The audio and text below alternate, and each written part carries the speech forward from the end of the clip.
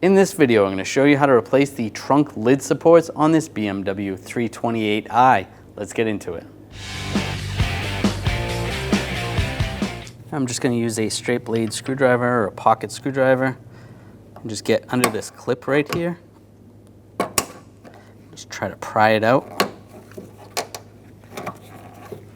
You can just pop this off, just like that. Then down below, do the same, just a straight blade screwdriver under the clip. Pop that out, and that pops right off.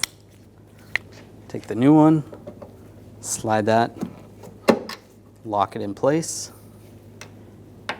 Just twist this, get that lined up, lock that in place.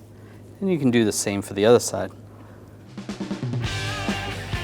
When only the best will do, demand TRQ, the only company that lets you view before you do.